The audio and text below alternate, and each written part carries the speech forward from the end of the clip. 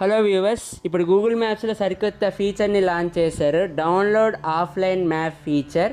ఈ ఫీచర్ ఎలా వర్క్ అవుతుందంటే, ఇప్పుడు చాలా ఫేమస్ టెంపుల్స్ కానీ హిస్టారిక్ ప్లేసెస్లో మీకు ఇంటర్నెట్ యాక్సెస్ లేనప్పుడు ఈ ఫీచర్ అనేది వర్క్ అవుతుంది. ఈ ఫీచర్ యొక్క మెయిన్ థీమ్ ఏంటంటే, ఆఫ్లైన్లో కూడా మ్యాప్స్ అనేవి వర్కౌట్ అవుతాయి, మీకు డైరెక్షన్స్ అన్నీ చూపిస్తాయి. ముఖ్యంగా దీంట్లో మీరు చేయాల్సింది ఏంటంటే, మీరు ఏ హిస్టారిక్ ప్లేసెస్ వెళ్ళాలనుకుంటున్నారో ఆ హిస్టారిక్ ప్లేసెస్ని మీరు సెర్చ్ చేసి మీరు అక్కడ మ్యాప్స్ డౌన్లోడ్ చేసుకోవాలి. ఫర్ ఎగ్జాంపుల్, నేను ఇక్కడ మన ఆంధ్రప్రదేశ్లో ఉన్న ఫేమస్ హిస్టారిక్ టెంపుల్ ప్లేస్ తిరుపతిని సెర్చ్ చేస్తున్నాను.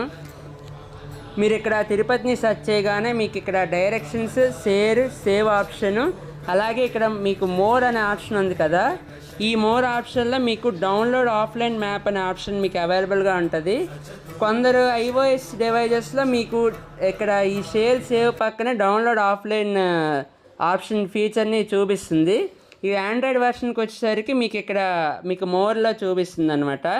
ఇక్కడ డౌన్లోడ్ ఆఫ్లైన్ మ్యాప్ అని మీరు క్లిక్ చేయగానే మీకు ఇక్కడ డ్రాగ్ చేసుకోమంటుంది, అడ్జస్ట్మెంట్ కూడా చేసుకోవాలి.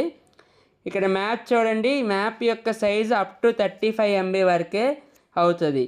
మీరు ఇక్కడ డౌన్లోడ్ చేసుకోండి. ఫస్ట్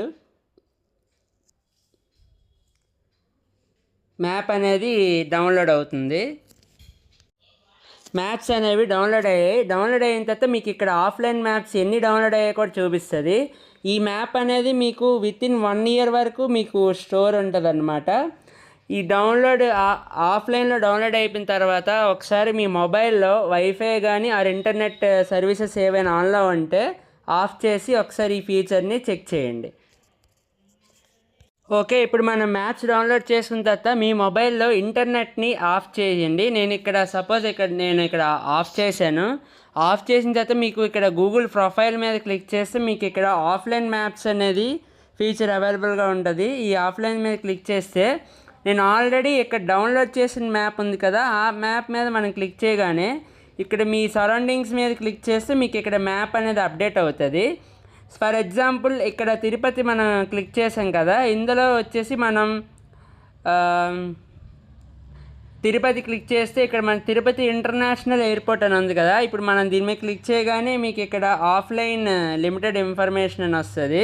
ఇక్కడ మీ డైరెక్షన్స్ కొట్టగానే తిరుపతి నుంచి తిరుపతి ఎయిర్పోర్ట్ కొట్టామనుకోండి, ఇక్కడ 33 minutes 20 kilometers చూపిస్తుంది కదా. ఇందులో వచ్చేసి మీకు ప్రివ్యూ, యాడ్ స్టాప్స్ కానీ ఏవైనా షేర్ చేయడం కానీ, ఇందులో స్టెప్స్ కూడా వస్తాయి. మీరు ఎలా వెళ్ళాలి ఏంటి అనేది మొత్తం స్టెప్స్ నేను ఇక్కడ ప్రివ్యూ కొడతాను. ప్రివ్యూ కొట్టగానే మీకు మ్యాపింగ్ అనేది మొత్తం చూపిస్తుంది.